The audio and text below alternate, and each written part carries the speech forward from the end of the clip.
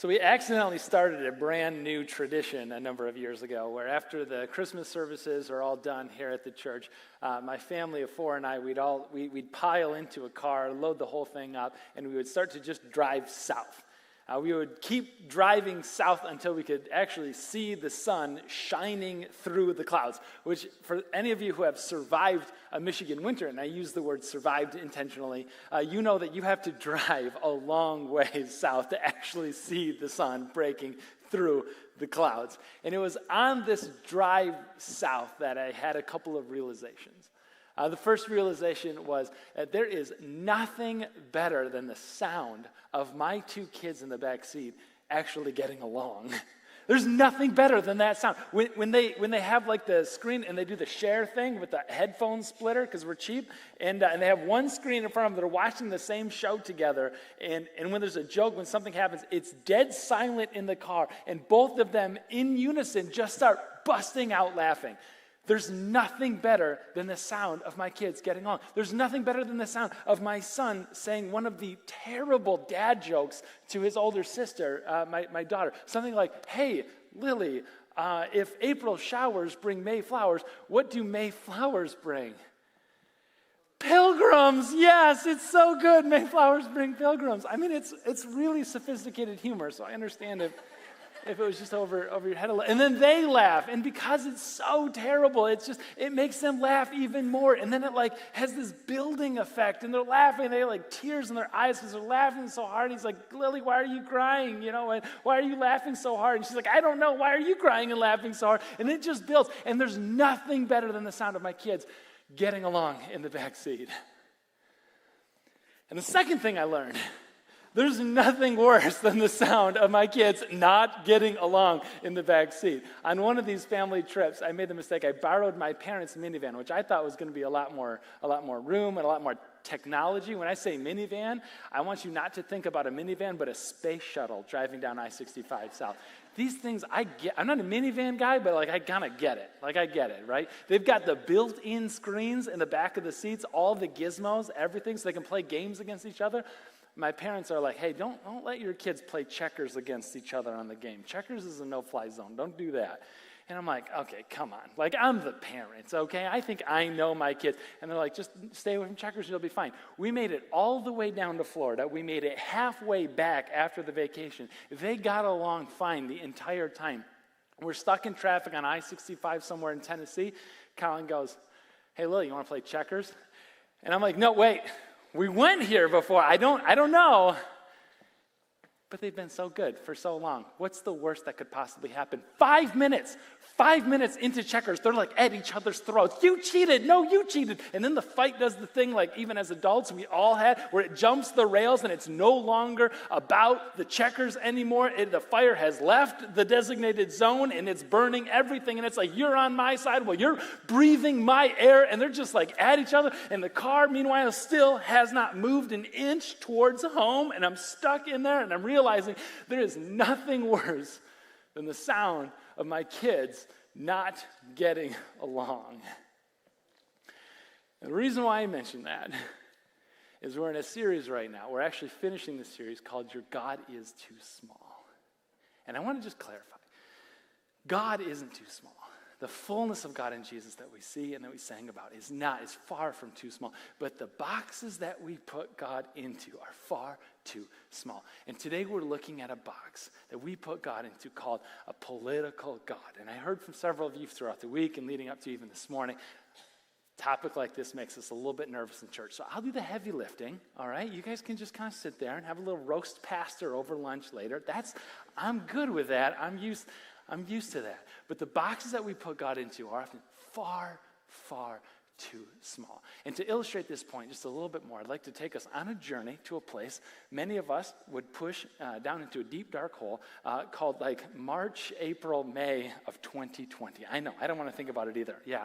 But we go back to that time and the world is shutting down and we all knew in that moment, didn't we, that would be a time that you would talk about probably for the rest of your life. That people would ask, "Where were you when?" And you would have an answer. And we were living through it and the whole thing was done in slow motion. And we knew We knew that we were writing a story with our lives, one decision and one conversation at a time. And we're encouraged, left, right, and center, we're encouraged to write a good story. Like the whole world stopped, and now like everybody is like listening in a way and open in a way that really the world has never been like, I don't think, before that, certainly not in my lifetime. And we as the church had this opportunity to, as Jesus said, shine like a city on a hill. Let others see your good deeds and praise your Father in heaven. We had this opportunity as a church, as Paul said to the church in Philippians, to shine like stars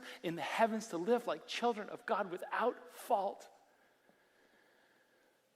But if we were to look back and to kind of just evaluate kind of what happened and how everything transpired, we could throw stones, and it's really not about throwing stones here this morning, but just kind of doing a little light evaluation. I don't think we did. I think a better description would be Paul writing not to the Philippians, but to the Corinthians, when he said, you argued and grumbled with one another. And it was a lot of arguing. And there was a lot of grumbling. I get it. We were all there. This is a shared experience that we had not too long ago. We argued with each other. We argued with the cashier. We argued with the grocery store greeter or clerk person. We argued with local health officials. We argued with our governments. We argued incessantly. And our kids were watching. And it's not hard for them to kind of get this idea that what matters most in this world, what matters most to this generation of Jesus followers, isn't shining like stars, isn't letting our light shine before others so that we would see our good deeds and praise our Father in heaven. What matters most is winning. And for the next generation, that was a huge takeaway. And it's almost as if Jesus anticipated that this would happen. So what I'd like to do is kind of speak into that space, hopefully to provide a little light and provide a little hope on the situation. But listen, what this world does not need is another pastor on a stage, on a screen, telling you what to do or what to think. We've had far too much of that already. So what I'd like to do is do my best to kind of step aside and to let Jesus speak for himself, because he anticipated this. He knew this, and he even prayed specifically for this moment, specifically for you. And his good friend John was there and captured the story, wrote it down so that we would be encouraged thousands of years later when his Lord and Savior and ours, Jesus, prayed for specifically you. And so what Jesus recognized so long ago is that differences will exist among us. Differences are inevitable, but division is a choice. And Jesus knew. He knew these differences, and he knew how easy it would be to choose division. So what Jesus did is he prayed for you in that moment when it's such the low-hanging fruit, and it's so easy to grab onto, especially when it means that there could be a win at the end of it all. And this is what he prayed. In John chapter 17, he prayed, Father, the hour has come. Glorify your Son so that your Son may glorify you. And the thing I just want to highlight right here is this word, the hour has come. And it's so important for Jesus to recognize that this hour has come, especially in John chapter 17, because this is a prayer that he prays in the Garden of Gethsemane moments before he's arrested, moments before he knows what's about to happen, where he's mocked, he's beaten, he's crucified, he's dead, and he's buried. In the kind of chronology of time, what we have right now is Jesus on a Thursday. And he knows what's coming. He knows the arrest is imminent. And he knows that tomorrow on Friday he's going to be crucified, dead, and buried. And he knows also that he's going to be resurrected on Sunday. But this journey ahead of him has him stressed and anxious. And he takes those moments, some of the last moments that he has before he's dead, and he prays. And he prays for this hour that has come. That's the hour that he's talking about, the hour of his death. And listen, he prays that this hour has come, that glorify your Son so that your Son may glorify you. And it's so strange that he would pray in this hour to be glorified so that he could in turn end up glorifying his Father in heaven. Part of like what makes what doesn't make any sense about that is because the hour that he was most glorified, you and I would have been most horrified, right? I mean, we're talking about his death and his crucifixion. And he's like, yes, that's glory, not just for me, but it's the glory that I do with that. I give that back to you, God. I reflect that back to you.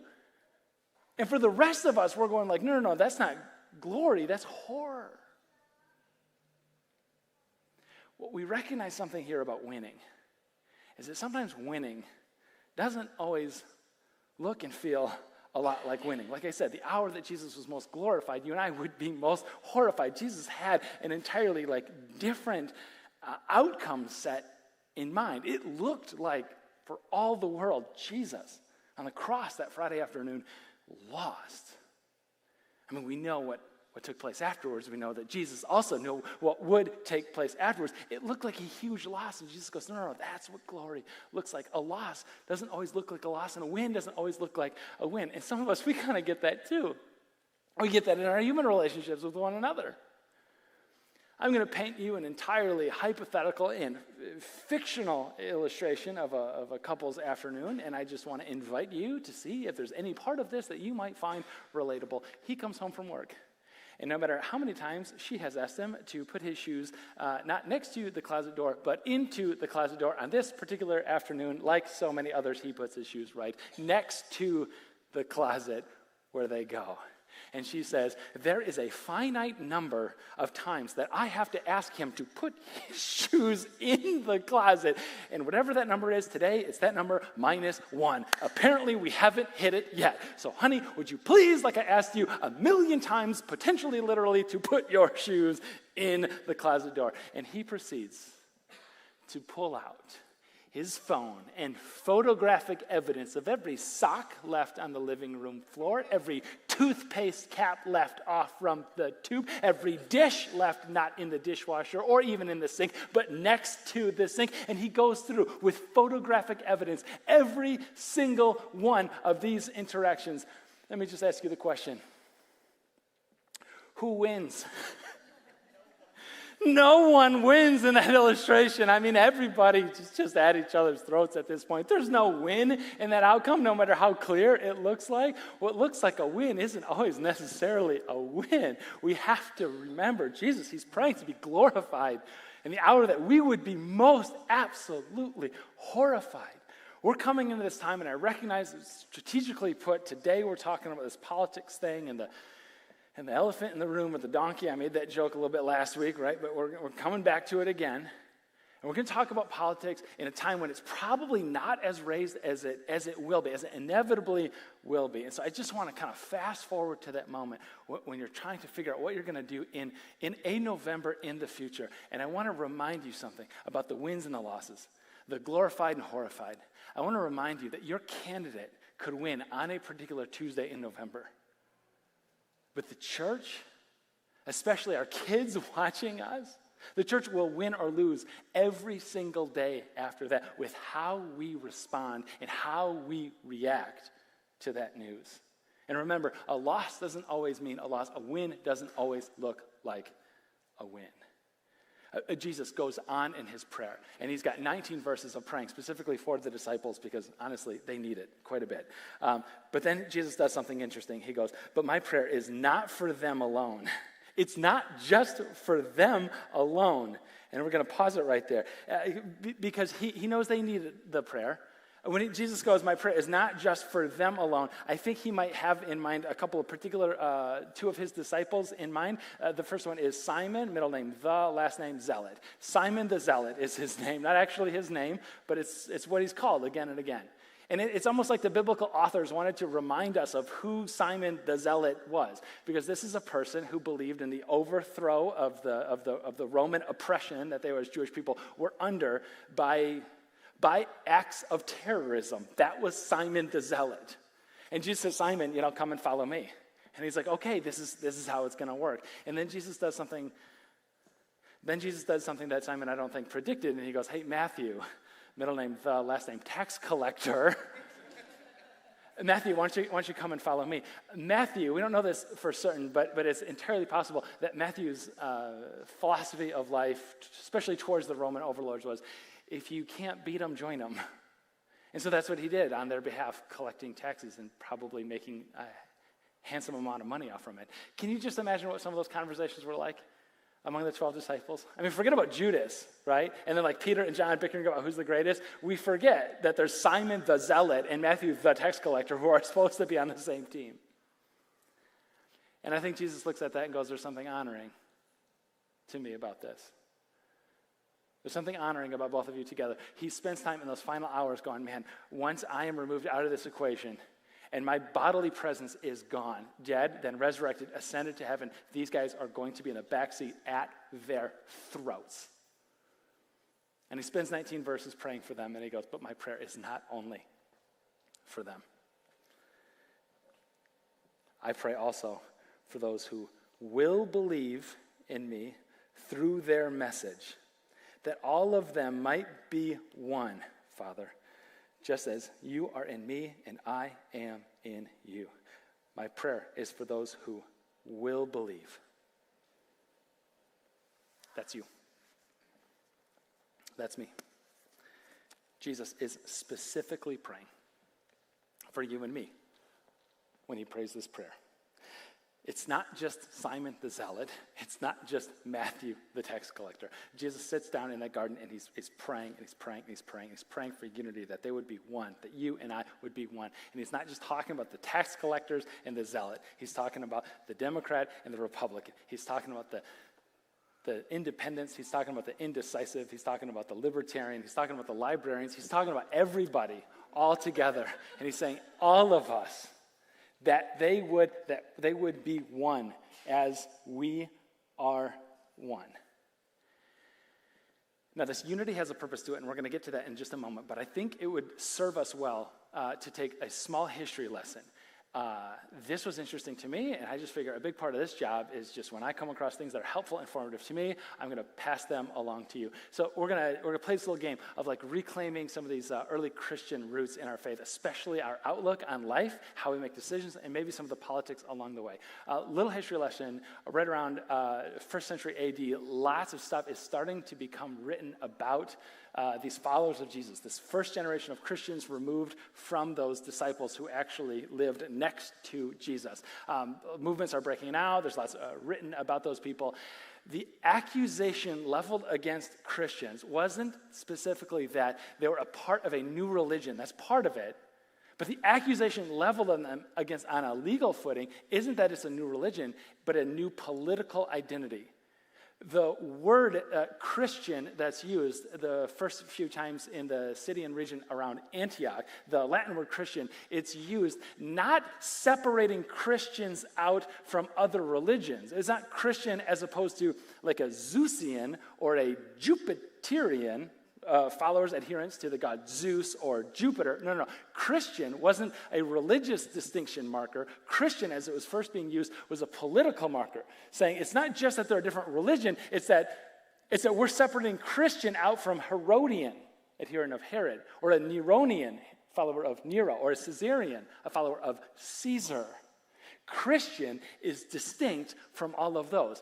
And I just think that's a little informative as we're starting to like shape and form our political identities and affiliation. We're trying to like make some kind of decisions. For those early Christians, following Jesus was a political decision that they had to make. In fact, they would say, I don't follow Nero, not first and foremost. I don't follow Herod, not first and foremost. I don't follow Caesar, which is extraordinarily dangerous to say, not first and foremost.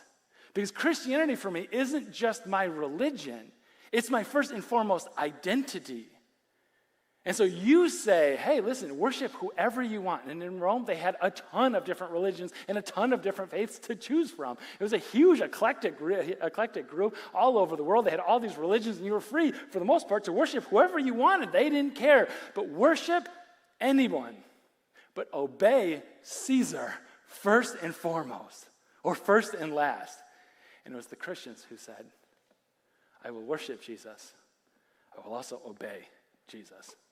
First and foremost, first and last. My identity is first in him. And that's what started getting them into so much trouble. That's why being labeled as Christian was an accusation, not a description. Why? It put their legal entity, their legal selves on the line, their lives on the line because of what they believed. I just think that's a little bit relevant even today. Because I still have conversations. We still have conversations where we start to get that mixed up. A couple years ago, I was at our Fulton Heights location, and a gentleman comes in and says, hey, me and my family, we're like way into church, and it's like, fruit basket upset time in the church, and so like, hey, I'm not going to do this church anymore. I hear this one is new. I'd like to join this one, And I had a few questions. I think we're not questions, they're comments, right? There's no question mark on the end of these statements. And I could tell very, very quickly that one side or another, it doesn't matter, but they were very loaded in the accusations and the framing of the statements that are being made. And I'm just expecting, like, do you agree? And is this what you guys are all about? And really, honestly, whether I agreed with the thing or not, honestly, at that point, it wasn't the point of the conversation at all. And I said, hey, just want to pause this thing. Right? Especially recognizing, starting a new church, especially in like 2021, it's hard. And yes, I would love for people to come to the new church that we're starting. After all, it is for them, right?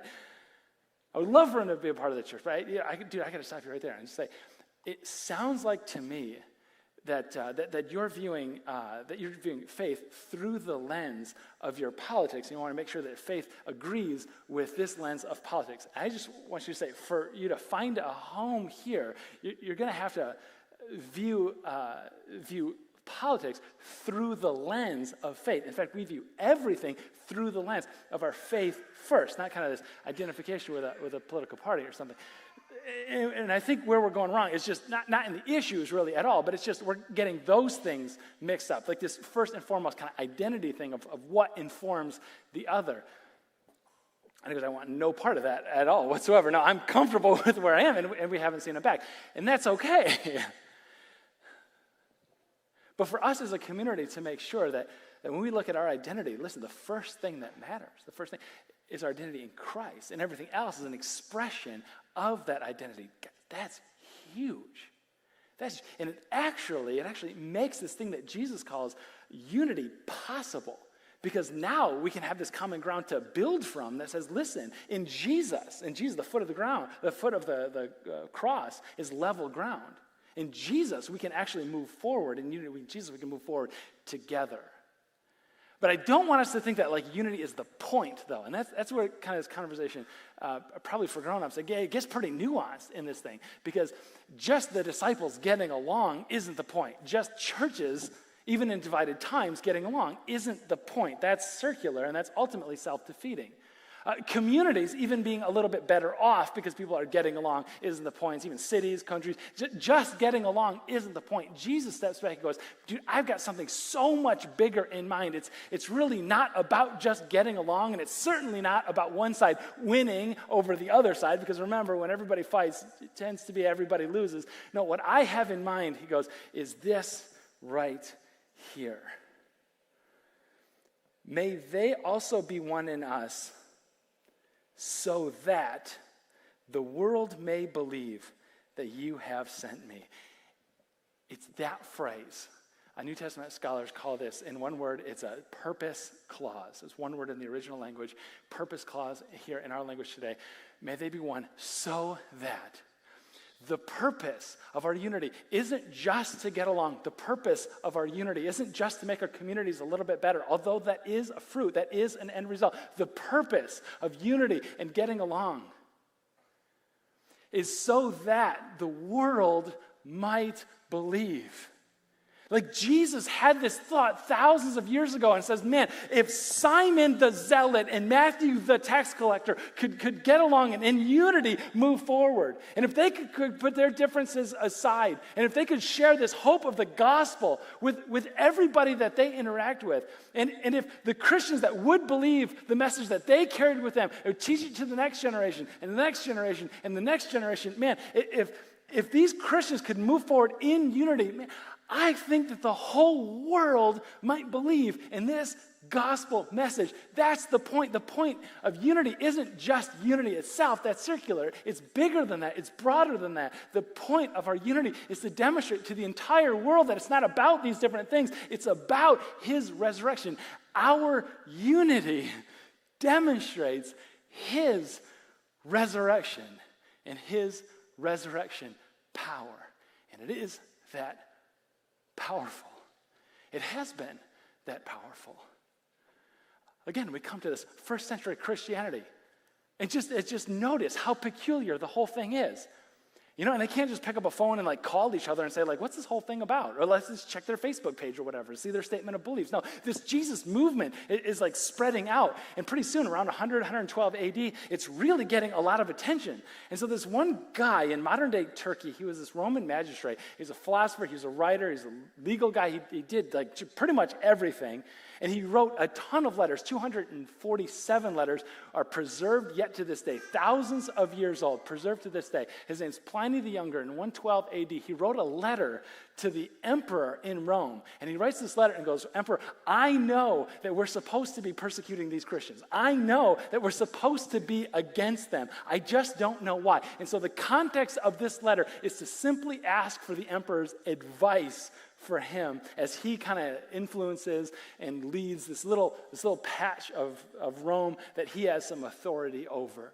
And he goes, you're going to be happy to learn, Emperor, that I actually captured a couple of these Christians, right? I put them in jail. I let them stew for a little while, really get them anxious, really get them worried. He goes, I roughed them up a little while they're in prison, so don't worry about that. We're going to get the truth, the whole truth, and nothing but the truth out of these guys.